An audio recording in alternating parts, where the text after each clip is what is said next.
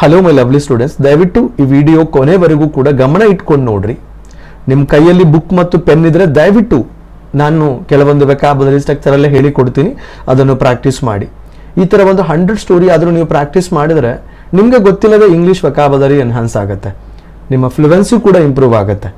ಅದು ಬಿಟ್ಟು ಕೇವಲ ಒಂದೊಂದು ಪದ ಕಲ್ತ್ರೆ ನೀವೊಂದು 10 ವರ್ಷ ಕಲ್ತರೂ ಕೂಡ ಅಲ್ಲೇ ಇರ್ತೀರಿ. ಸೊ ನಾವೀಗ ಸ್ಟೋರಿ ಸ್ಟಾರ್ಟ್ ಮಾಡೋಣವಾ. ರಾಜೇಶ್, ಈ ರಾಜೇಶ್ ಜಾಗದಲ್ಲಿ ನೀವು ಬೇಕಾದರೆ ಐ ಎಂಬ ಪದ ಹಾಕ್ಬೋದು. ಓಕೆ, ಇದು ಸಬ್ಜೆಕ್ಟ್ ಆಗಿರುತ್ತೆ, ಇದು ವರ್ಬ್ ಆಗಿರುತ್ತೆ, ಇದು ಒಬ್ಜೆಕ್ಟ್ ಅಂತ ಹೇಳ್ತೀವಿ ಗ್ರಾಮರಲ್ಲಿ. S plus V plus O ಅಂತ ಹೇಳಿ ನಾನು ಗ್ರಾಮರ್ ಕಲಿಸ್ಕೊಡ್ತಾ ಇರೋದಲ್ಲ, ಕಾಂಪ್ರಹೆನ್ಷನ್ ಕಲಿಸ್ಕೊಡ್ತಾ ಇದ್ದೀನಿ. ಸೊ ನಾನು ಜಸ್ಟ್ ನಿಮಗೆ ಹೇಳಿದಷ್ಟೇ. ಈ ಸಬ್ಜೆಕ್ಟ್ ಜಾಗದಲ್ಲಿ ಯಾವ ಪದ ಬೇಕಾದರೂ ಯೂಸ್ ಮಾಡ್ಬೋದು. ಕೆಲಸವನ್ನು ಯಾರು ಮಾಡಿದ್ದು ಇದಾಗಿರುತ್ತೆ ಇಂಪಾರ್ಟೆಂಟು. ಸೊ ಹೂ ಜಾಗದಲ್ಲಿ ಐ ಹಾಕ್ಬೋದು, ಶಿ ಹಾಕ್ಬೋದು, ಹಿ ಹಾಕ್ಬೋದು. ಓಕೆ, ರಾಜೇಶ್ ಸೋಲ್ಡ್ ಟೀ ಅಂದರೆ ಟೀ ಮಾರ್ತಿದ್ದ. ಸೊ ಸೋಲ್ಡ್ಗೆ ಏನಾಗುತ್ತೆ, ಮಾರಿದ ಎಂಬ ಅರ್ಥದಲ್ಲೂ ಬರುತ್ತೆ, ಮಾರ್ತಿದ್ದ. ಇಲ್ಲಿ ನಮ್ಗೆ ಏನಾಗುತ್ತೆ, ಒಂದು ಸ್ಟೋರಿ ಹೇಳುವ ಕಾರಣ ಮಾರ್ತಿದ್ದ. ನಿಯರ್ ಅಂದ್ರೆ ಹತ್ರ, ಎ ಬಿಸಿ, ಇದನ್ನು ಹೆಂಗೆ ಉಚ್ಚಾರಣೆ ಮಾಡಬೇಕು, ಬಿಸಿ ಎಂಬ ಉಚ್ಚಾರಣೆ ಮಾಡಬೇಕು, ಬ್ಯೂಸಿ ಅಂತ ಅಲ್ಲ. ಸೊ ಇಂಗ್ಲೀಷಲ್ಲಿ ಸ್ವಲ್ಪ ಕಾಂಪ್ಲಿಕೇಟೆಡ್ ಇರುವುದು ಸ್ಪೆಲ್ಲಿಂಗ್ ಮತ್ತು ಪ್ರೊನೌನ್ಸಿಯೇಷನ್ ಆಗಿರುತ್ತೆ. ಸ್ಪೆಲ್ಲಿಂಗ್ ಒಂದಿರುತ್ತೆ, ಪ್ರೊನೌನ್ಸಿಯೇಷನ್ ಬೇರೆ ಇರುತ್ತೆ. ಬ್ಯೂಸಿ ಅಂತ ಕೆಲವರು ಅಲ್ಲ, ಬಿಸಿ, ಇದರ ಪ್ರೊನೌನ್ಸಿಯೇಷನ್ ಬಿಸಿ ಅಂತ ಇರುತ್ತೆ. So near a busy bus stand in Mysuru, ಮೈಸೂರಲ್ಲಿರುವ, ಮೈಸೂರಲ್ಲಿ ಎಂಬ ಅರ್ಥ ಬರುತ್ತೆ. ಬಸ್ ಸ್ಟ್ಯಾಂಡ್ ಅಂತ ಹೇಳಿದರೆ ಗೊತ್ತಿದೆಯಲ್ಲ, ಬಸ್ ನಿಲ್ದಾಣ ಅಂತ ಹೇಳ್ತೀವಿ ನಾವು ಕನ್ನಡದಲ್ಲಿ, ಹೌದಲ್ವಾ? ಅದರ ಹತ್ರ ಚಾ ಮಾರ್ತಿದ್ದ, ಮೈಸೂರಲ್ಲಿರುವಂತಹ ಒಂದು ಬಸ್ ನಿಲ್ದಾಣದಲ್ಲಿ. ಸೊ ರಾಜೇಶ್ ಜಾಗದಲ್ಲಿ ಐ ಎಂಬ ಪದ ಯೂಸ್ ಮಾಡಿದರೆ I sold tea near a bus busy bus stand in Mysuru ಅಂತ ವರ್ಡ್ ಯೂಸ್ ಮಾಡ್ಬೋದು. ಎವ್ರಿ ಡೇ, ಪ್ರತಿದಿನ ಎಂಬ ಅರ್ಥ. ಇಲ್ಲಿ ಆಲ್ ಡೇ ಮತ್ತು ಪ್ರತಿದಿನದ ಡಿಫ್ರೆಂಟ್ ಏನು? ಆಲ್ ಡೇ ಅಂತ ಹೇಳಿದ್ರೆ ಮುಂಜಾನೆಯಿಂದ ಹಿಡಿದು ಈವ್ನಿಂಗ್ ವರೆಗೂ ಆಲ್ ಡೇ ಅಂತ ಯೂಸ್ ಮಾಡ್ತೀವಿ. ಎವ್ರಿ ಡೇ ಅಂದರೆ ಪ್ರತಿದಿನ, ಸಂಡೇ, ಮಂಡೇ, ಟ್ಯೂಸ್ಡೇ. ಪ್ರತಿದಿನ ಕಾಲೇಜ್ ಸ್ಟೂಡೆಂಟ್ಸ್ ಅಂದರೆ ಕಾಲೇಜ್ ವಿದ್ಯಾರ್ಥಿಗಳು came to his tea shop, ಅವ್ರು ಏನು ಮಾಡ್ತಿದ್ರು, ಅವನ ಟೀ ಶಾಪಿಗೆ ಬರ್ತಿದ್ರು. ಇಲ್ಲಿ ನೀವು ಐ ಅಂತ ಯೂಸ್ ಮಾಡಿದರೆ every day college students came to my tea shop ಅಂತ ಹೇಳಬೇಕು. ಐ ಜಾಗದಲ್ಲಿ ಹಿಸ್ ಅಂದರೆ ಅವನ, ಮೈ ಅಂದರೆ ನನ್ನ ಎಂಬ ಪದ ಇಲ್ಲಿ ಚೇಂಜ್ ಮಾಡ್ಬೋದು. ಸೊ ಚೇಂಜ್ ಮಾಡಿ ಪ್ರಾಕ್ಟೀಸ್ ಮಾಡಿದರೆ ಇಂಗ್ಲೀಷ್ ಇದು ಕಾಂಪ್ರಹೆನ್ಷನ್ ಇಂಪ್ರೂವ್ ಆಗುತ್ತೆ, ನಿಮ್ಮ ರೈಟಿಂಗ್ ಸ್ಕಿಲ್ ಕೂಡ ಡೆವಲಪ್ ಆಗುತ್ತೆ, ಸ್ಪೀಕಿಂಗ್ ಸ್ಕಿಲ್ ಕೂಡ ಸ್ವಲ್ಪ ಇಂಪ್ರೂವ್ ಆಗ್ಬೋದು. ಓಕೆ, ಸೊ ಅವನು ಏನು ಮಾಡ್ತಿದ್ದ, ಟೀ ಶಾಪಲ್ಲಿ ಅವನು ಬರ್ತಿದ್ದ, ಸ್ಟೂಡೆಂಟ್ಗಳು ಬರ್ತಿದ್ರು. They spoke English confidently, the pronunciation should be confidently. ಅವರು ಇಂಗ್ಲಿಷ್ ಮಾತಾಡ್ತಿದ್ರು ಕಾನ್ಫಿಡೆಂಟ್ಲಿ ಅಂತ ಹೇಳಿದರೆ ಧೈರ್ಯದಿಂದ ಇಂಗ್ಲಿಷ್ ಮಾತಾಡ್ತಿದ್ರು ಸ್ಟೂಡೆಂಟ್ಸ್ಗಳು. ದೇ ಅಂದರೆ ಅವರು, ಸ್ಪೋಕ್ ಅಂತ ಹೇಳಿದರೆ ಸ್ಪೀಕ್ ಎಂಬ ಪದದ್ದು ಪಾಸ್ಟ್ ಆಗಿರುತ್ತೆ. ಸ್ಪೀಕ್ ಅಂದರೆ ಮಾತಾಡು, ಅದರ ಪಾಸ್ಟ್ ಆಗಿರುತ್ತೆ ಸ್ಪೋಕ್. ಇಂಗ್ಲಿಷ್ ಕಾನ್ಫಿಡೆಂಟ್ಲಿ, ಇಲ್ಲಿ ಕೂಡ ದೇ ಎಂಬುದು ಸಬ್ಜೆಕ್ಟ್ ಆಗಿರುತ್ತೆ, ಸ್ಪೋಕ್ ಎಂಬುದು ವರ್ಬ್, ಇದು ಏನಾಗಿರುತ್ತೆ ಒಬ್ಜೆಕ್ಟ್ ಅಂತ ಹೇಳ್ತೀವಿ. ಇಲ್ಲಿ ಕಾನ್ಫಿಡೆಂಟ್ಲಿ ಎಂಬುದು ಆಡ್ವರ್ಬ್ ಅಂತ ಯೂಸ್ ಮಾಡ್ತೀವಿ. ಆಡ್ವರ್ಬ್ ಅನ್ನು ಹೆಂಗೆ ಕಂಡುಹಿಡಿಯುವುದು ಎಂಬುದು, ಈಗ ಫಾರ್ ಎಕ್ಸಾಂಪಲ್ ಹೌ ಎಂಬ ಆನ್ಸರ್, ಹೆಂಗೆ ಮಾತಾಡ್ತಿದ್ದ, ಎಲ್ಲಿ ಮಾತಾಡ್ತಿದ್ದ, ಇದರ ಆನ್ಸರಲ್ಲಿ ಸೆಂಟೆನ್ಸ್ ಯಾವುದು ಬರುತ್ತೆ ಅದು ಆಡ್ವರ್ಬ್ ಅಂತ ಐಡೆಂಟಿಫೈ ಮಾಡೋಕ್ಕಾಗತ್ತೆ. ರಾಜೇಶ್, ಇದು ರಾಜೇಶ್ ಜಾಗದ ನೀವೇನು ಹಾಕ್ತೀರಿ, ಐ ಎಂಬ ಪದ ಹಾಕ್ತೀರಿ. ಲಿಸನ್ ಟು ದೆಮ್, ಅವರನ್ನು ಆಲಿಸ್ತಿದ್ದ. Listen to them carefully, listen to them carefully, ಗಮನ ಇಟ್ಟು. ನೀವು ಕೂಡ ನನ್ನ ಕ್ಲಾಸನ್ನು ಗಮನ ಇಟ್ಟು ಕೇಳ್ತೀರಲ್ಲ, ಓಕೆ. ಕೇರ್ಫುಲಿ, ಗಮನದಿಂದ ಏನು ಮಾಡ್ತಿದ್ದ, ಗಮನ ಇಟ್ಕೊಂಡು ಅವರು ಮಾತಾಡೋದನ್ನು, ಅವರನ್ನು ಕೇಳ್ತಿದ್ದ. ಬಟ್ ನೆವರ್ ಸ್ಪೋಕ್, ಅವನು ಎಂದಿಗೂ ಮಾತಾಡ್ತಿದ್ದಿಲ್ಲ. ಅವನು ಜಸ್ಟ್ ಅವರು ಇಂಗ್ಲೀಷಲ್ಲಿ ಮಾತಾಡೋದನ್ನು ಕೇಳ್ತಾನೆ ಇದ್ದ, ಆದರೆ ಮಾತಾಡ್ತಾನೆ ಇರ್ತಿದ್ದಿಲ್ಲ. ಇಲ್ಲಿ ವರ್ಡ್ಸ್ ಏನು ಬರುತ್ತೆ ಅಂತ ಹೇಳಿದರೆ, for example I can give you an example here. Speak, it's past comes like spoke ಎಂಬ ಪದ ಬರುತ್ತೆ. ಸ್ಪೀಕ್ ಇದು ಪಾಸ್ಟ್ ಆಗಿರುತ್ತೆ, ಸ್ಪೋಕ್. ನೆವರ್ ಮತ್ತು ನಾಟ್ ಇದು ಡಿಫ್ರೆಂಟ್ ಏನು? ನೆವರ್ ಅಂದರೆ ಇಲ್ವೇ ಇಲ್ಲ ಅಂತ ಅರ್ಥ, ನಾಟ್ ಅಂದರೆ ಇಲ್ಲ ಅಂತ ಅರ್ಥ. ಸೊ ಇದಕ್ಕೂ ಕೂಡ ನಾವು ಏನು ಎಕ್ಸಾಂಪಲಲ್ಲಿ ಅಡ್ವರ್ಬ್ ಅಂತ ಹೇಳ್ತೀವಿ. ವರ್ಬ್ ಇದು ಮೀನಿಂಗ್ ಅನ್ನು ಚೇಂಜ್ ಮಾಡುತ್ತೆ. ಇದು for example I did not speak ಅಂತ ಹೇಳಿದ್ರೆ ಏನು ಅರ್ಥ, ನಾನು ಮಾತಾಡಿಲ್ಲ ಅಂತ ಅರ್ಥ ಅಷ್ಟೇ. ಐ ನೆವರ್ ಸ್ಪೋಕ್ ಅಂತ ಹೇಳಿದ್ರೆ ನಾನು ಮಾತಾಡೇ ಇಲ್ಲ. ಸೊ ಎಂಫಸೈಸ್ ಮಾಡೋಕ್ಕೋಸ್ಕರ ನೆವರ್ ಎಂಬ ಪದವನ್ನು ಯೂಸ್ ಮಾಡ್ತೀವಿ. Hope you understood very clearly. One day, ಒಂದು ದಿನ. ಎ ಕಸ್ಟಮರ್, ಕಸ್ಟಮರ್ ಅಂತ ಹೇಳಿದ್ರೆ ಏನು, ಗ್ರಾಹಕ. ಆಸ್ಕ್ಡ್, ಪ್ರೊನೌನ್ಸಿಯೇಷನ್ ಆಸ್ಕ್ಡ್ ಅಂತಲ್ಲ, ಆಸ್ಕ್ಡ್. ಯಾವತ್ತೂ ಕೂಡ ಉಚ್ಚಾರಣೆ ಇಡಿ ಬಂದರೆ ಹಿಂಗೆ ಉಚ್ಚಾರಣೆ ಮಾಡಬೇಕು. ಈಗ ಆಸ್ಕ್ಡ್ ಅಂತಿದೆಯಲ್ಲ, ಇಡಿಯನ್ನು ತಗೊಂಡು ಒಂದು ಟೀ ಹಾಕ್ಬಿಡ್ರಿ, ಆಸ್ಕ್ಡ್. ಓಕೆ, ಒಬ್ಬ ಗ್ರಾಹಕ ಕೇಳಿದ. ಬ್ರದರ್, ಅಣ್ಣ ಏನು ಕೇಳ್ತಾನೆ, ಡಿ ಯು ನೋ ಇಂಗ್ಲಿಷ್. ಇಲ್ಲಿ ಡೂ ಎಂಬುದನ್ನು ಪ್ರೊನೌನ್ಸಿಯೇಷನ್ ಮಾಡುವಾಗ ಯಾವತ್ತು ಡಿ, ಇದನ್ನು ಯಾ. ಡಿಯನ ಇಂಗ್ಲಿಷ್ ಅಂದರೆ ನಿಮಗೆ ಇಂಗ್ಲಿಷ್ ಗೊತ್ತಾ ಅಂತ. So Rajesh became nervous, Rajesh ಏನಾಗಿದೆ, ರಾಜೇಶ್ ಜಾಗದಲ್ಲಿ ಐ ಹಾಕ್ತಿರಲ್ಲ, ಬಿಕೇಮ್ ಅಂದರೆ ಆಗ್ತಾನೆ, ನರ್ವಸ್ ಅಂತ ಹೇಳಿದರೆ ಗಾಬರಿಗೊಳಗಾಗ್ತಾನೆ, ಗಾಬರಿ ಆಗ್ತಾನೆ, ಕಂಪ್ಲೀಟ್ ಕನ್ಫ್ಯೂಸ್ಡ್ ಆಗಿಬಿಡ್ತಾನೆ.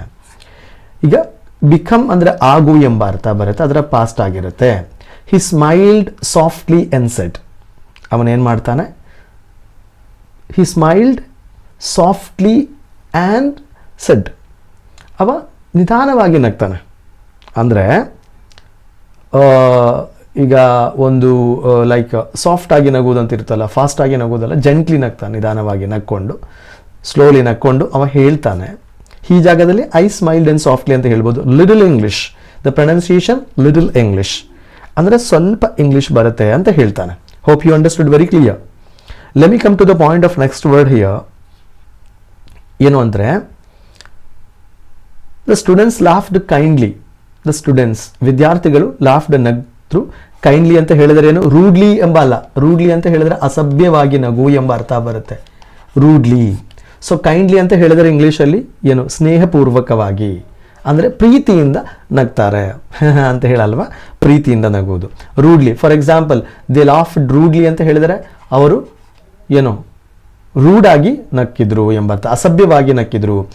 ದೇ ಲಾಫ್ಡ್ ಕೈಂಡ್ಲಿ ಅಂತ ಹೇಳಿದರೆ ಅವರು ಪ್ರೀತಿಯಿಂದ ನಕ್ಕಿದ್ರು. ಒನ್ ಸ್ಟೂಡೆಂಟ್ ಸೆಡ್, ಒಂದು ಸ್ಟೂಡೆಂಟ್ ಹೇಳ್ತಾನೆ, ದಟ್ಸ್ ಓಕೆ, ಪರವಾಗಿಲ್ಲ ಅಂತ ಹೇಳ್ತಾರೆ. ಡೋಂಟ್ ವರಿ ಅಂತ ಹೇಳಲ್ವಾ, ಅದರಲ್ಲಿ ಒಂದು ಪಾಸಿಟಿವ್ ವರ್ಡ್ ಆಗಿರುತ್ತೆ.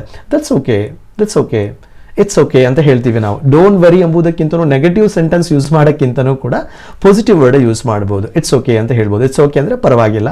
ಸ್ಟಾರ್ಟ್ ಸ್ಲೋಲಿ ಅಂತ ಹೇಳ್ತಾನೆ, ನಿಧಾನವಾಗಿ ಪ್ರಾರಂಭಿಸು. Those words stayed in Rajesh arts.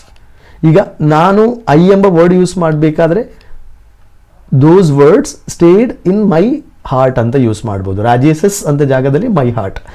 Okay, ಅಂದರೆ ಆ ಪದಗಳು ಏನಾಗತ್ತಂದರೆ, ಆ ಮಾತುಗಳಿದೆಯಲ್ಲ, ರಾಜೇಶ್ನ ಮನಸ್ಸಲ್ಲಿ ಉಳಿಯುತ್ತೆ ಅಲ್ವಾ. ನಮಗೂ ಕೂಡ ಕೆಲವರು ಏನಾದರೂ ಒಂದು ಮಾತು ಹೇಳುವಾಗ ಅದೇನಾಗುತ್ತೆ, ಸ್ಪಾರ್ಕ್ ಆಗಿಬಿಡುತ್ತೆ, ಸ್ಟಕ್ ಆಗಿಬಿಡ್ತೀವಿ ನಾವು. ಸೊ ಅದರಿಂದ ನಮ್ಮ ಲೈಫಲ್ಲೂ ಕೂಡ ಚೇಂಜ್ ಆಗುತ್ತೆ. ಅದಕ್ಕೋಸ್ಕರ ಮೋಟಿವೇಶನ್ ಕೇಳ್ತಾ ಇರಬೇಕು ಅಂತ ಹೇಳೋದು. ಯಾಕೆಂದರೆ ಕೆಲವೊಂದು ಮೋಟಿವೇಶನ್ ನಮಗೆ ಇನ್ಸ್ಪೈರ್ ಮಾಡಿಲ್ಲ ಅಂದ್ರೂ ಕೂಡ ಕೆಲವೊಂದು ಮೋಟಿವೇಶನ್ ನಮ್ಮ ಲೈಫಲ್ಲೂ ಟರ್ನಿಂಗ್ ಪಾಯಿಂಟ್ ಆಗುತ್ತೆ. ದ ನೆಕ್ಸ್ಟ್ ಮಾರ್ನಿಂಗ್ ಅಂದರೆ ಮುಂದಿನ ಬೆಳಿಗ್ಗೆ Rajesh practised only one sentence. Rajesh ಏನು ಮಾಡ್ತಾನೆ, ಪ್ರಾಕ್ಟೀಸ್ ಮಾಡ್ತಾನೆ, ಕೇವಲ ಒಂದು ವಾಕ್ಯವನ್ನು ಅಭ್ಯಾಸ ಮಾಡ್ತಾನೆ. ಪ್ರಾಕ್ಟೀಸ್ ಎಂಬ ಪದದ್ದು ಪಾಸ್ಟ್ ಆಗಿರುತ್ತೆ, ಪ್ರಾಕ್ಟೀಸ್ಡ್. ರಾಜೇಶ್ ಈ ಜಾಗದಲ್ಲಿ I practised. Good morning sir, the pronunciation has to be good morning, good morning ಅಂತಲ್ಲ, ಗುಡ್ ಮಾರ್ನಿಂಗ್. ಸೊ ಆರ್ ಎಂಬುದನ್ನು ಏನು ಮಾಡಬೇಕು, ಸೈಲೆಂಟ್ ಮಾಡಿ ಹೇಳಿದ್ರೆ ಗುಡ್ ಮಾರ್ನಿಂಗ್ ಸರ್. ಎಲ್ಲಿ ಓವೆಲ್ಸ್ ನಂತರ, ಓವೆಲ್ಸ್ ನಂತರ ಗೊತ್ತಿದೆಯಲ್ಲ, I, E, A, E, I, O, U, ಇದರ ನಂತರ ಆರ್ ಎಂಬ ಪದ ಬಂದರೆ ಇದನ್ನು ಸ್ವಲ್ಪ ಏನು ಮಾಡಿದ್ರೆ, ಸಾಫ್ಟ್ ಆಗಿ ಹೇಳಿದರೆ, ಬಿಟ್ಬಿಟ್ರೆ ಸ್ವಲ್ಪ ನಿಮ್ಮದು ಪ್ರೊನೌನ್ಸಿಯೇಷನ್ ಇನ್ನೂ ಕೂಡ ಇಂಪ್ರೂವ್ ಆಗುತ್ತೆ. Good morning sir. Again and again ಅಂದ್ರೆ ಏನು, ಮತ್ತೆ ಮತ್ತೆ ಅವನು ಗುಡ್ ಮಾರ್ನಿಂಗ್ ಸರ್, ಯಾರು ಬಂದರೂ ಕೂಡ ಗುಡ್ ಮಾರ್ನಿಂಗ್ ಸರ್ ಅಂತಾನೆ ಹೇಳ್ತಿದ್ದ.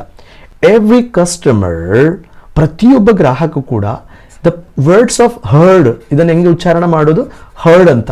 ಇದು ಹಿಯರ್ ಎಂಬ ಹೇಳಿದ್ರೆ ಕೇಳಿಸು, ಇದರದು ಪಾಸ್ಟ್ ಫಾರ್ಮ್ ಆಗಿರುತ್ತೆ ಹರ್ಡ್. ಇದನ್ನು ಹಿಯರ್ಡ್ ಅಂತ ಉಚ್ಚಾರಣೆ ಮಾಡಬೇಡ್ರಿ. Okay, customer heard the same sentence. ಪ್ರತಿಯೊಬ್ಬ ಗ್ರಾಹಕರು ಅದೇ ವಾಕ್ಯವನ್ನು ಕೇಳ್ತಿದ್ರು. ಸಮ್ ಸ್ಮೈಲ್ಡ್ ಹ್ಯಾಪಿಲಿ, ಕೆಲವರು ಏನು ಮಾಡ್ತಿದ್ರು, ಸಂತೋಷದಿಂದ ನಗ್ತಿದ್ರು. ಟೀ ಸೆಲ್ಲರ್ಸು ಇಷ್ಟು ಚೆನ್ನಾಗಿ ಇಂಗ್ಲೀಷ್ ಮಾತಾಡ್ತಾನೆ ಅಂತೇಳಿ. ಸಮ್ ರಿಪ್ಲೈಡ್ ವಾರ್ಮ್ಲಿ, ಕೆಲವರು ಆತ್ಮೀಯವಾಗಿ ಉತ್ತರಿಸ್ತಿದ್ರು. Good morning sir, good morning too ಅಂತ ಹೇಳಿ ಅವರು ಕೂಡ ಆತ್ಮೀಯದಿಂದ ಉತ್ತರಿಸ್ತಿದ್ರು. I hope you understood very clearly. After 1 week, ಒಂದು ವಾರದ ನಂತರ Rajesh learn another sentence. Rajesh learn ಇದು ಪಾಸ್ಟ್ ಆಗಿರುತ್ತೆ, LERN. ಇದು ಲರ್ನ್ ಅಂದ್ರೆ ಕಲಿ ಎಂಬ ಅರ್ಥ. ಇದಕ್ಕೆ 2 ಟೈಪ್ ಪಾಸ್ಟ್ ಇರುತ್ತೆ. ಒಂದು ಟಿ ಹಾಕಿದ್ರು ಕೂಡ ಲರ್ನ್ಡ್ ಅಂತ ಪಾಸ್ಟ್ ಮಾಡಬಹುದು. So learned another sentence. But ಇದನ್ನು ಉಚ್ಚಾರಣೆ ಮಾಡುವಾಗ ಇಡಿ ಬಂದರೆ ಟಿ ಎಂಬ ಉಚ್ಚಾರಣೆ ಮಾಡಬೇಕು. ರಾಜೇಶ್ ಲರ್ನ್ಡ್ ಅನದರ್ ಸೆಂಟೆನ್ಸ್ ಅಂದ್ರೆ ಏನು, ಇಂಗ್ಲೀಷಲ್ಲಿ ಮತ್ತೊಂದು ವಾಕ್ಯವನ್ನು ಕಲಿತಾನ. ಆ ವಾಕ್ಯ ಏನು, how are you, how are you. So ಅಂದ್ರೆ ಏನು, ಹೇಗಿದ್ದೀಯಾ. ಸೊ ದೆನ್ ಮತ್ತೆ ನಂತರ ಏನು ಕಲಿತಾನೆ, ಟೀ ಓ ಕಾಫಿ ಅಂತ ಕೇಳ್ತಾನೆ. How are you, tea or coffee. Then ಮತ್ತೆ ಏನು ಹೇಳ್ತಾನೆ, ಥ್ಯಾಂಕ್ ಯು. ಇಷ್ಟು ಪದಗಳನ್ನು ಪ್ರಾಕ್ಟೀಸ್ ಮಾಡೋಕ್ಕೆ ಮಾಡ್ತಾನೆ. ಡೇ ಬೈ ಡೇ ಅಂದರೆ ಇಂಗ್ಲೀಷನ್ನು ದಿನದಿಂದ ದಿನಕ್ಕೆ Rajesh started speaking small English sentences with confidence. Rajesh started ಅಂದರೆ ಪ್ರಾರಂಭಿಸಿದ ಏನು, ಸ್ಪೀಕಿಂಗ್ ಸ್ಮಾಲ್ ಇಂಗ್ಲಿಷ್ ಅಂದ್ರೆ ಏನು, ಸಣ್ಣ ಇಂಗ್ಲಿಷ್ ವಾಕ್ಯಗಳನ್ನು ಮಾತಾಡೋಕ್ಕೆ, ದ ಸ್ಮಾಲ್ ಇಂಗ್ಲಿಷ್ ಸೆಂಟೆನ್ಸ್ ಅಂದರೆ ಸಣ್ಣ ಇಂಗ್ಲಿಷ್ ವಾಕ್ಯಗಳನ್ನು ಮಾತಾಡೋಕ್ಕೆ ಸ್ಟಾರ್ಟ್ ಮಾಡ್ತಾನೆ ವಿತ್ ಕಾನ್ಫಿಡೆನ್ಸ್ ಅಂತ ಹೇಳಿದರೆ ಆತ್ಮವಿಶ್ವಾಸದಿಂದ. ಸೊ ನಾವು ಕೂಡ ಇಲ್ಲಿ I started speaking small English sentence with confidence ಅಂತ ಹೇಳಿದ್ರೆ ನಾನು ಕೂಡ ಆತ್ಮವಿಶ್ವಾಸದಿಂದ ಸಣ್ಣ ಸಣ್ಣ ಸೆಂಟೆನ್ಸನ್ನು ನಾನು ಏನು ಮಾಡ್ತೀನಿ, ಇದು ಮಾತಾಡೋಕ್ಕೆ ಪ್ರಯತ್ನಿಸ್ಬಿಡ್ತೀನಿ. I started speaking, I learned speaking ಅಂತಲೂ ಹೇಳ್ಬೋದು, ING ಫಾರ್ಮ್ ಹಾಕ್ಬೋದು ಒಬ್ಜೆಕ್ಟ್ ಆಗಿ. ಓಕೆ, ಪೀಪಲ್ ನೋಟಿಸ್ಡ್, ಜನ ಗಮನಿಸಿದರು, ಹಿಸ್ ಇಂಪ್ರೂವ್ಮೆಂಟ್, ಅವನ ಇಂಪ್ರೂವ್ಮೆಂಟು ಪ್ರಗತಿಯನ್ನು ಅಂತ ಹೇಳ್ತೀವಿ, ಅವನ ಪ್ರಗತಿಯನ್ನು ಅವ್ರು ಗಮನಿಸ್ತಾ ಇರ್ತಾರೆ. ಇಲ್ಲಿ ನನ್ನ ಐ ಅಂತ ಹಾಕಿದ ಕಾರಣ ಪೀಪಲ್ ನೋಟಿಸ್ಡ್ ಮೈ ಇಂಪ್ರೂವ್ಮೆಂಟ್ ಅಂತ ಹೇಳ್ಬೋದು. ಒನ್ ಈವ್ನಿಂಗ್, ಒಂದು ಸಂಜೆ, A customer smiled and shed, customer ನಗ್ತಾ ಹೇಳ್ತಾನೆ, ಯು ಇಂಗ್ಲಿಷ್ ಇಸ್ ಇಂಪ್ರೂವಿಂಗ್, ನಿನ್ನ ಇಂಗ್ಲೀಷು ಏನಾಗುತ್ತೆ, ಇಂಪ್ರೂವ್ ಆಗ್ತಾ ಇದೆ ಅಂತ ಹೇಳ್ತಾನೆ, ನಿನ್ನ ಇಂಗ್ಲೀಷು ಇನ್ನೂ ಕೂಡ ಚೆನ್ನಾಗ್ತಾ ಇದೆ ಅಂತ ಹೇಳಿ. ರಾಜೇಶ್ ಸ್ಮೈಲ್ ಪ್ರೌಡ್ಲಿ, ಇದನ್ನು ಕೇಳಿ ಏನಾಗುತ್ತಾನೆ, ರಾಜೇಶ್ ಬಹಳ ಹೆಮ್ಮೆಯಿಂದ ನಗ್ತಾನೆ. So for example, I smile proudly for the first time, ಮೊದಲ ಬಾರಿಗೆ. ಹಿ ಫೆಲ್ಟ್ ಕಾನ್ಫಿಡೆಂಟ್, ಅವನಿಗೆ ಆತ್ಮವಿಶ್ವಾಸ ಆಗುತ್ತೆ, ಆತ್ಮವಿಶ್ವಾಸವನ್ನು ಅನುಭವಿಸ್ತಾನವ. ಫೀಲ್ ಇದು ಪಾಸ್ಟ್ ಆಗಿರುತ್ತೆ, ಫೀಲ್ ಕಾನ್ಫಿಡೆಂಟ್ ಆಗ್ತಾನೆ. ಹಿ ಫೆಲ್ಟ್ ಕಾನ್ಫಿಡೆಂಟ್, ಅವನಿಗೆ ಅನುಭವ ಆಗಲ್ಲ. ಐ ಫೀಲ್ ಹಂಗ್ರಿ ಅಂತಲೂ ಹೇಳ್ಬೋದು, ನನಗೆ ಹಸಿವಾಗ್ತಾ ಇದೆ. ಐ ಫೆಲ್ಟ್ ಹಂಗ್ರಿ ಅಂದರೆ ನನಗೆ ಹಸಿವಾಗಿದೆ, ಅದೊಂದು ಫೀಲಿಂಗ್ ಇರುತ್ತೆ. ಹಿ ಅಂಡರ್ಸ್ಟುಡ್, ಅವನಿಗೆ ಅರ್ಥ ಆಯಿತು. ಸಮಥಿಂಗ್ ವೆರಿ ಇಂಪಾರ್ಟೆಂಟ್ ಅಂತ ನಾನು ಹೇಳಿದ್ದೀನಲ್ಲ, ಆರನ್ನು ಇಂಪಾರ್ಟೆಂಟ್, ಇಲ್ಲಿ AEIOU ಇದರ ನಂತರ ಆರ್ ಬೇಡ. Important, something important, what is the meaning of it? ಬಹಳ ಮುಖ್ಯವಾದ ವಿಷಯವನ್ನು ಅರ್ಥ ಆಗತ್ತೆ. ಸಮಥಿಂಗ್ ಅಂದರೆ ಏನೋ ಒಂದು ಇಂಪಾರ್ಟೆಂಟ್, ಬಹಳ ಮುಖ್ಯವಾದಂತಹ ಒಂದು ಏನಾಗತ್ತೆ, ಒಂದು ಮುಖ್ಯವಾದ ವಿಷಯವನ್ನು ಅರ್ಥ ಮಾಡ್ತಾನೆ. ಏನದು? Big success, the pronunciation big success, ದೊಡ್ಡ ಯಶಸ್ಸು ಡಸ್ ನಾಟ್ ಸ್ಟಾರ್ಟ್, ಅದು ಪ್ರಾರಂಭವಾಗುವುದಿಲ್ಲ ವಿತ್ ಬಿಗ್ ಸ್ಟೆಪ್ಸ್. ಏನು ಅರ್ಥ ಅಂದರೆ ದೊಡ್ಡ ಹೆಜ್ಜೆಗಳಿಂದಲ್ಲ ದೊಡ್ಡ ಸಕ್ಸಸ್ ಪ್ರಾರಂಭವಾಗುವುದು. ಇಟ್ ಸ್ಟಾರ್ಟ್ಸ್, ಅದು ಪ್ರಾರಂಭವಾಗುತ್ತೆ ವಿತ್ ಒನ್ ಸ್ಮಾಲ್ ಸೆಂಟೆನ್ಸ್, ಒಂದು ಸಣ್ಣ ವಾಕ್ಯದಿಂದ ಪ್ರಾರಂಭವಾಗುತ್ತೆ. ಸ್ಪೋಕನ್ ಎವ್ರಿ ಸಿಂಗಲ್ ಡೇ, ಪ್ರತಿಯೊಂದು ದಿನ ಮಾತಾಡುತ್ತಿರ್ತಾರಲ್ಲ, ಆ ಒಂದು ಸಣ್ಣ ಸೆಂಟೆನ್ಸ್ ಇಂದ ಆಗುತ್ತೆ. ಏನು, ಅವನು ಸ್ಟಾರ್ಟ್ ಮಾಡಿದ ಗುಡ್ ಮಾರ್ನಿಂಗ್ ಸರ್ ಇಂದ ಸ್ಟಾರ್ಟ್ ಮಾಡಿದ್ದಾನೆ. I hope you understood very clearly. So ಈ ಒಂದು ಸೆಂಟೆನ್ಸ್ ನಿಮಗೆ ಕಂಪ್ಲೀಟ್ ಆಗಿ ಅರ್ಥ ಆಯಿತು ಅಂತ ಅನ್ಕೋತೀನಿ. ಸೊ ಹಾಗೇನೆ ಓಕೆ, ಆಲ್ರೆಡಿ ನಾವು ರಾಜೇಶ್ ಇದ್ದು ದ ಬ್ಯೂಟಿಫುಲ್ ಸ್ಟೋರಿ ಕಂಪ್ಲೀಟ್ ಮಾಡಿದ್ದೀವಿ. ನಿಮ್ಗೆಲ್ರಿಗೂ ಕೂಡ ಸಂಪೂರ್ಣವಾಗಿ ಸ್ಟೋರಿ ಅರ್ಥ ಆಗಿದೆ ಅಂತ ಭಾವಿಸ್ತೀನಿ. ನಿಮ್ಮದೇ ದಾಟಿಯಲ್ಲಿ ಸ್ಟೋರಿ ಬರೀಬೋದು. ಹಾಗೆಯೇ ನಾನಿಲ್ಲಿ 10 ಕ್ವೆಶನ್ಸ್ಗಳು ಇದೇ ಸ್ಟೋರಿ ರಿಲೇಟೆಡ್ ಕೇಳ್ತೀನಿ. ಅದಕ್ಕೆ ಆನ್ಸರ್ ನಿಮಗೆ ಪಾಸಿಬಲ್ ಆದರೆ ಕಮೆಂಟ್ ಸೆಕ್ಷನಲ್ಲಿ ಬರೆಯಿರಿ, ನಾನು ಅದಕ್ಕೆ ಕರೆಕ್ಷನ್ ಮಾಡ್ತೀನಿ. ನಂಬರ್ 1 ಕ್ವೆಶನ್ಸ್ ಯಾವುದು? ವಾಟ್ ಡಿಡ್ ರಾಜೇಶ್ ಸೆಲ್ ಅಂದ್ರೇನು? ರಾಜೇಶ್ ಏನು ಮಾರ್ತಿದ್ದ? ಸೊ ಯಾವಾಗಲೂ ಕೂಡ ಕ್ವೆಶನ್ ಫಾರ್ಮ್ ಇದೆಯಲ್ಲ, ಪಾಸ್ಟ್. ಈಗ ನೋಡ್ರಿ, ಒಂದು ಡೂ, ಮತ್ತೊಂದು ಡಿಡ್, ಮತ್ತೊಂದು ವಿಲ್, ಇದಾಗಿರುತ್ತೆ ಕ್ವೆಶನ್ ಫಾರ್ಮಿಗೆ ಯೂಸ್ ಮಾಡೋದು. ಯಾವಾಗಲೂ ನಡೀತಾ ಇರುವ ವಿಷಯವನ್ನು ಕೇಳಬೇಕಾದ್ರೆ ಡೂ. ಫಾರ್ ಎಕ್ಸಾಂಪಲ್, ನಾನು ಇಲ್ಲಿ ಯು ಅಂತ ಪದವನ್ನು ಹಾಕ್ತೀನಿ. ಈಗ ನೋಡ್ರಿ, ನೀನು, ಇದರ ನಂತರ ಯಾವ ಕ್ರಿಯಾಪದ ಬೇಕಾದರೂ ಯೂಸ್ ಮಾಡ್ಬೋದು. ನಾನು ಸ್ಪೀಕ್ ಅಂತ ವರ್ಡ್ ಹಾಕ್ತೀನಿ. ಏನು? ಸ್ಪೀಕ್. ಓಕೆ, ಈಗ ನೀನು ಮಾತಾಡ್ತಾ ಇರ್ತೀಯಾ? Do you speak. ನೀನು ಮಾತಾಡ್ತಾ ಇರ್ತೀಯ ಅಂದರೆ ನಿನಗೆ ಮಾತಾಡುವ ಹ್ಯಾಬಿಟ್ ಇದೆಯಾ ಅಂತ. ಡಿಡ್ ಯು ಸ್ಪೀಕ್ ಅಂದರೆ ನೀನು ನಿನ್ನೆ ಮಾತಾಡ್ತಿದ್ಯಾ ಅಥವಾ ನಿನ್ನೆ ಮಾತಾಡಿದೆಯಾ. ವಿಲ್ ಯು ಅಂದರೆ ನಾಳೆ. So what did Rajesh sell ಅಂತ ಹೇಳಿದರೆ ರಾಜೇಶ್ ಏನು ಮಾರ್ತಿದ್ದ. ಇದಕ್ಕೆ answer simple, Rajesh sold tea. Okay, number 2 question, where did Rajesh work? Rajesh ಎಲ್ಲಿ ಕೆಲಸ ಮಾಡ್ತಾ ಇದ್ದ? So very simple, near a busy bus stand in Mysuru. So I hope you understood. ಎರಡಕ್ಕೆ ಆನ್ಸರ್ ಕೊಟ್ಟಿದ್ದೀನಿ, ರಿಮೈನಿಂಗ್ಗೆ ನೀವು ಕೊಡಬೇಕು. ವೇರ್ ಡಿಡ್, ಈಗ ಫಾರ್ ಎಕ್ಸಾಂಪಲ್ ನೀನು ಎಲ್ಲಿ ವರ್ಕ್ ಮಾಡ್ತಿದ್ದೆ ಅಂತ ಕೇಳಬೇಕಾದ್ರೆ ವೇರ್ ರಾಜೇಶ್ ಜಾಗದಲ್ಲಿ ಯು ಎಂಬ ಪದವನ್ನು ಯೂಸ್ ಮಾಡ್ಬೋದು. ಏನಾಯಿತು? Where did you work. ಇಲ್ಲಿ ನೀನು ಏನು ಸೇಲ್ ಮಾಡ್ತಾ ಇದ್ದೆ ಅಂತ ಕೇಳಬೇಕಾದ್ರೆ what did you sell. Why was Rajesh afraid? Rajesh ಯಾಕೆ ಹೆದರಿದ್ದ? ರಾಜೇಶ್ ಏನಾಗಿದ್ದ? ಹೆದರ್ತಿದ್ದಲ್ಲ, ಅದು ಯಾಕೆ ರಾಜೇಶ್ ಹೆದರ್ತಿದ್ದ, ಭಯಪಡ್ತಿದ್ದ ಎಂಬ ಕ್ವೆಶನ್ಸು. ಸೊ ದ ಆನ್ಸರ್ ಗೊತ್ತಿದೆಯಲ್ಲ, you have to answer. Why was Rajesh afraid? What sentence did Rajesh practice first? ಅಂದ್ರೇನು?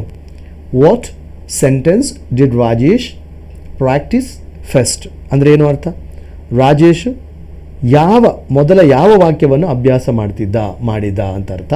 ಇಲ್ಲಿ ನೀನು ಅಂತ ಹೇಳಬೇಕಾದ್ರೆ ಇಲ್ಲಿ ರಾಜೇಶ್ ಜಾಗದಲ್ಲಿ ಯು ಎಂಬ ಪದ ಹಾಕ್ರಿ. What sentence did you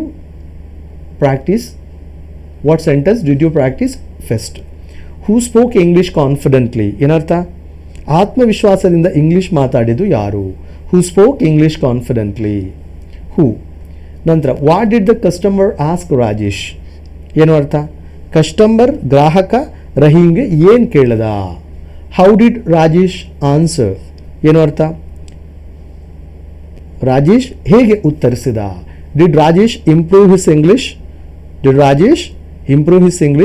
Rajesh ತನ್ನ ಇಂಗ್ಲೀಷನ್ನು ಇಂಪ್ರೂವ್ ಮಾಡಿದನಾ? How did Rajesh feel at the end? ಏನು ಅರ್ಥ? ಕೊನೆಯಲ್ಲಿ ರಾಜೇಶ್ಗೆ ಹೇಗೆ ಅನುಭವ ಆಯಿತು? What is the moral of the story? ಈ ಕಥೆಯ ನೀತಿ ಏನು? ಮೋರಲ್ ಅಂದರೆ ನೀತಿ ಅಂತ ಅರ್ಥ. ಸೊ ಇದು ನಿಮ್ಮ ದಾಟಿಯಲ್ಲಿ ನಿಮ್ಗೆ ಯಾವುದಕ್ಕೆಲ್ಲ ಆನ್ಸರ್ ಕೊಡೋಕ್ಕಾಗತ್ತೆ ಅದನ್ನು ನನ್ನ ಕಮೆಂಟ್ ಸೆಕ್ಷನಲ್ಲಿ ತಿಳಿಸ್ರಿ. Okay, I hope you understood very clearly. Story ಈ ಥರ ಪ್ರಾಕ್ಟೀಸ್ ಮಾಡುವುದರ ಮೂಲಕ ಇಂಗ್ಲೀಷಲ್ಲೂ ಈಸಿಯಾಗಿ ನಿಮ್ಗೆ ಏನು ಮಾಡೋಕ್ಕಾಗತ್ತೆ, ಇಂಪ್ರೂವ್ ಮಾಡೋಕ್ಕಾಗತ್ತೆ. ಪರ್ಟಿಕ್ಯುಲರ್ ಒಂದೊಂದು ವರ್ಬ್ಸ್ ಕಲಿತೀವಲ್ಲ ಅದು 100% ನಮ್ಮದು ವೇಸ್ಟ್ ಆಫ್ ಟೈಮ್ ಇರುತ್ತೆ, ವೇಸ್ಟ್ ಆಫ್ ಎನರ್ಜಿ ಇರುತ್ತೆ. Okay, wish you all the very best.